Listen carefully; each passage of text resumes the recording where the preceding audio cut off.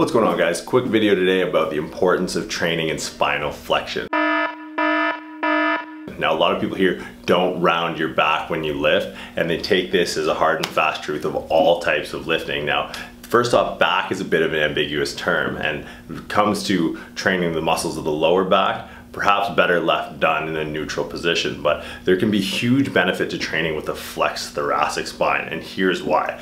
Training a flexed thoracic spine works a group of muscles in your back that are otherwise really hard to address. So the muscles often referred to as extensors or erectors usually refer to these three muscles. So your iliocostalis, your longissimus, and your spinalis muscle group are not muscles that we can sort of actively contract whenever we want, and they're more called upon positionally related. Now, the term erector or extensor becomes a little bit misleading when it comes to attempting to train these muscle groups. So we're gonna walk through kind of why we should be training in a flex back to address these muscle groups in particular.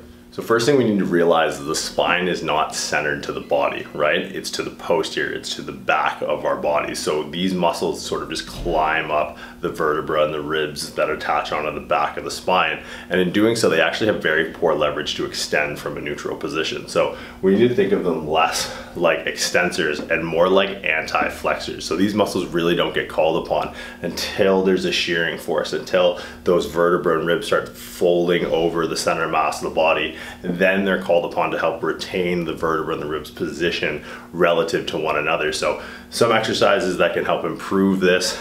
Jefferson curl would probably be the most advanced, safety bar squats, but this is a conscious awareness you can have in movements like rowing. Just making sure that we flex the thoracic spine to allow for that full protraction is gonna make sure we end up with a strong spine as well as a strong back. So not training these end ranges of motion means that if you do find yourself in those end ranges of motion with no strength, then that's going to get put onto the structures of the spine. That's when you start seeing disc issues or joint capsule issues, things like that. So making sure that we're training these muscles appropriately, sort of as a buffer zone if we do find ourselves in these end ranges of motion. So something to keep in mind next time you're in the gym. Let us know how it goes.